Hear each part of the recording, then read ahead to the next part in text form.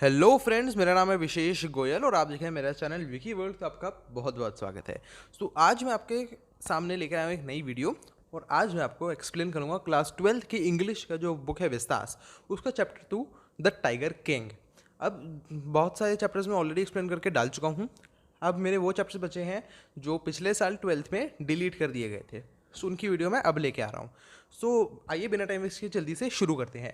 ये जो चैप्टर है द टाइगर किंग, इसे लिखा है काल्की ने। ठीक है। सो अब इसमें जो है, इस कहानी के हमारे हीरो हैं जो है वो प्रतिबंधपुरम के राजा, वहाँ के एक महाराजा हैं, वो इस कहानी के हीरो हैं। अब उसको अलग अलग नामों से जाना जाता है। सबसे फेमस उनका नाम है टाइगर किंग, उन्हीं के नाम पे चैप्टर है।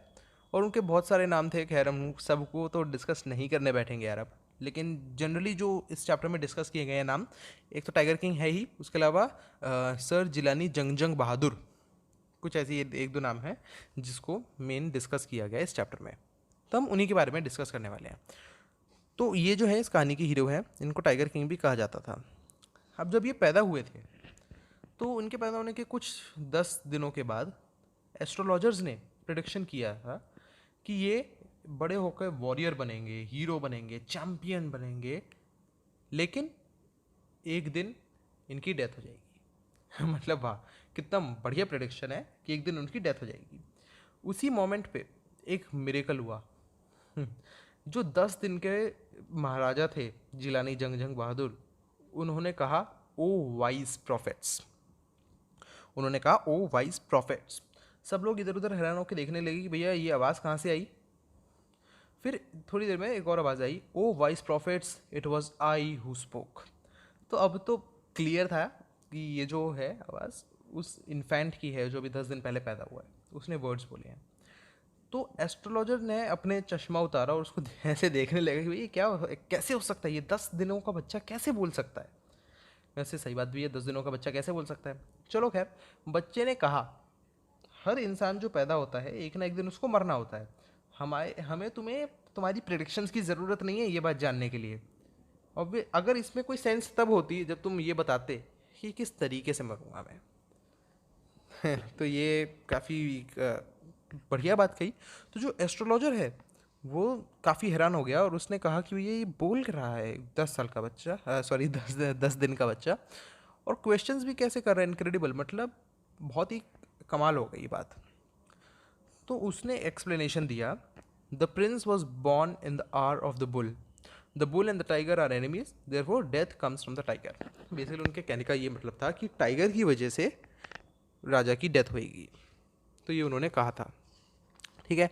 सो अब हुआ ये, अब जो जंग बहादुर है उसने जैसे ही वर्ड सुना टाइगर, तो उन्होंने कहा लेट टाइगर्स बी वेयर। बोला भैया टाइगर्स को चिंता करने दो, उनको आराम से बैठने दो, कि भैया मेरे को उनसे डरने की ज़रूरत नहीं है, ये उनका कहने का मतलब था। यहाँ पे पार्ट 1 ख़त्म होता है। अब शुरू करते हैं पार्ट 2 कहानी का। जो जंग बहादुर हैं वो बड़े हुए, स्ट्रांग हुए, सो वही सब चलता था। काफ़ी ब्रेव थे वो।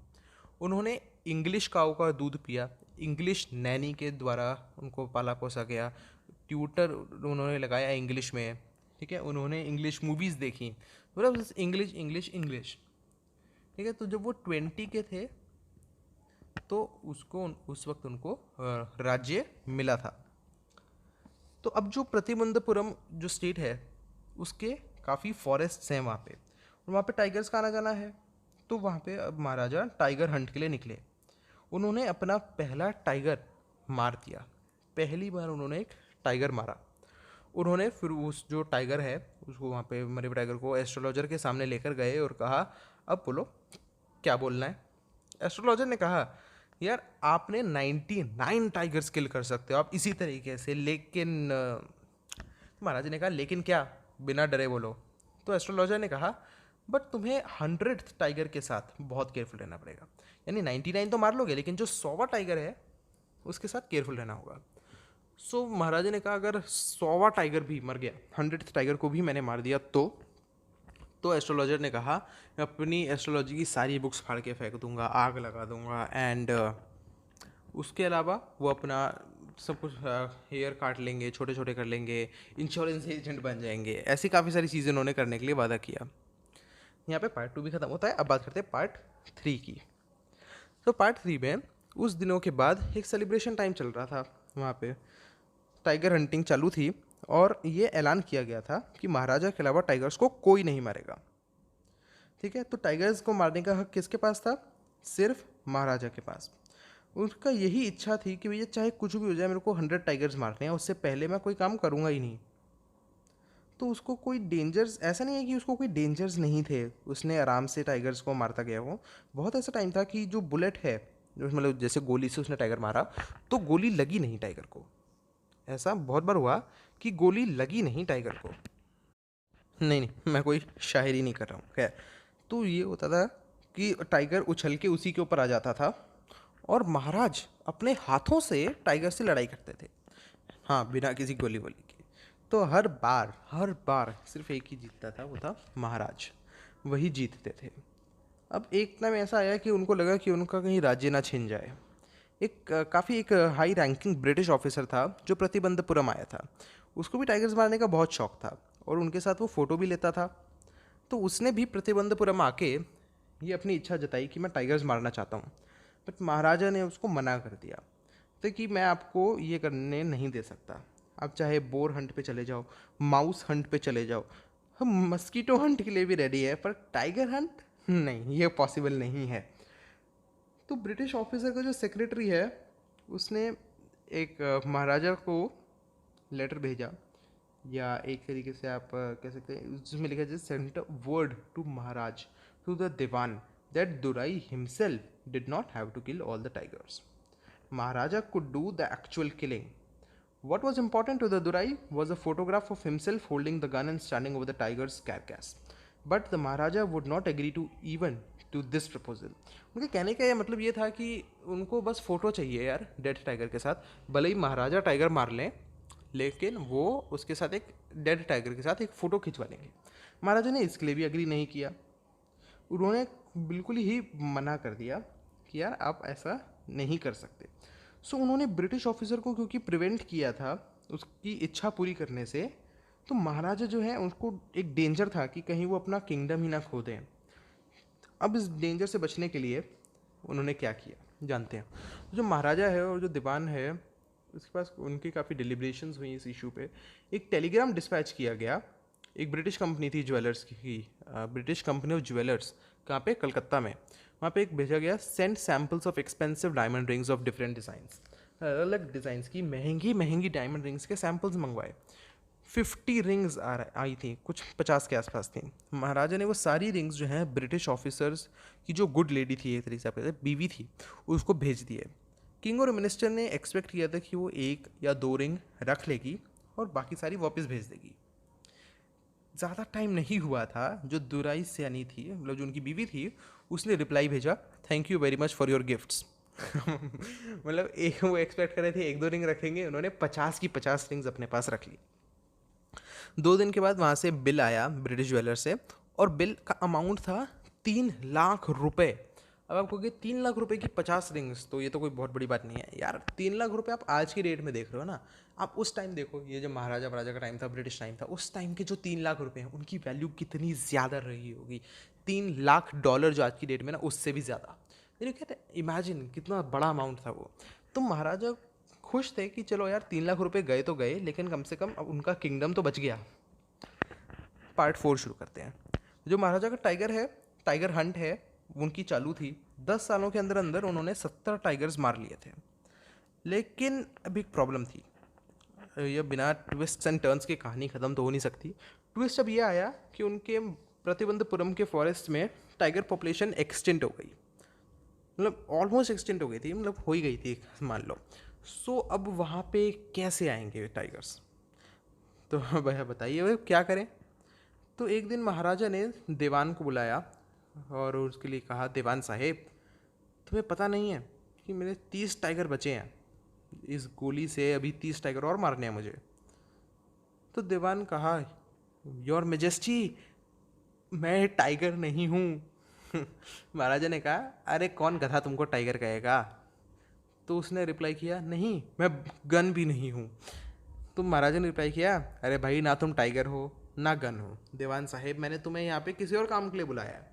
देखो ऐसा है, मैं शादी करना चाहता हूँ। दीवान ने कहा, अरे भाई साहब कि योर मेजेस्टी आप क्या बात कर रहे हैं, मेरे पास ऑलरेडी दो दो बीवियाँ हैं, अगर मैं आपसे शादी कर लूँगा तो तो वो तो ये समझ रहा है कि उससे शादी करना चाहता है।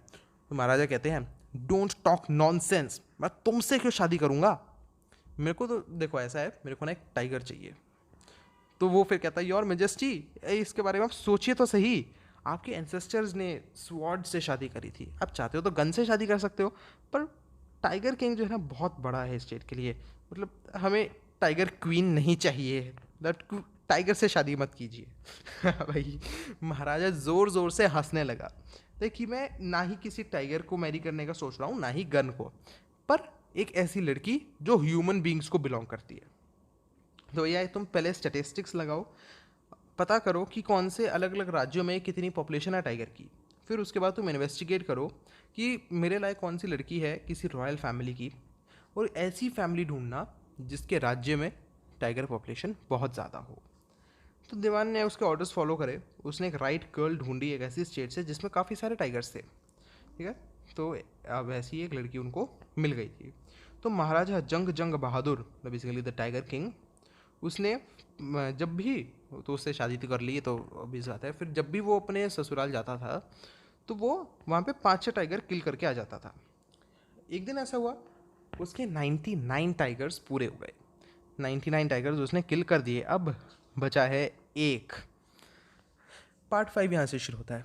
अब जो महाराज है ना भाई, वो तो काफ़ी उसके लिए एक्साइटेड था, सोच रहा था कि कुछ भी हो जाए मुझे टाइगर को किल करना है। अब मज़ेदार बात ये थी कि उसके फादर इन लॉ के किंगडम में भी टाइगर्स ख़त्म हो गए। अब तो टाइगर्स को लोकेट करना नामुमकिन हो गया था, सिर्फ एक बचा था। अगर उसने सिर्फ एक ऐसे टाइगर को मार दिया ना, सो उसको तो कोई इसी बात का कोई डर ही नहीं था, वो फिर हंटिंग जो है टाइगर हंटिंग छोड़ देगा, ये उसने सोचा था। बट उसको बहुत केयरफुल रहना था लास्ट टाइगर के साथ। एस्ट्रोलॉजर ने कहा था कि 99 टाइगर के बाद उसको 100 के साथ केयरफुल रहना है। तो अब जो है ये, खैर बात तो सही है यार, जब 100 टाइगर को ढूंढने में इतनी दिक्कत हो रही है तो केयरफुल तो रहना पड़ेगा।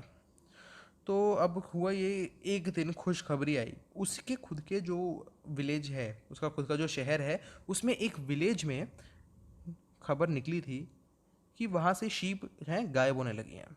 अब ये किसी इंसान का काम तो हो नहीं सकता, तो उनको लगा था कि टाइगर है जो वहाँ से शीप्स को खा रहा है।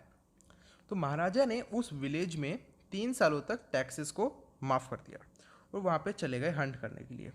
टाइगर जो है इजीली मिला नहीं वहाँ पे, उनको लगा था कि वो टाइगर जो है महाराजा से छुप रहा है। तो महाराजा भी काफ़ी डिटरमाइंड थे, उन्होंने डिसाइड किया कि ये तब तक फॉरेस्ट से नहीं जाएंगे जब तक उनको टाइगर नहीं मिल जाता। अब दिन चलते गए, महाराज को गुस्सा आने लगा, काफ़ी ऑफिसर्स को उन्होंने नौकरी से निकाल दिया।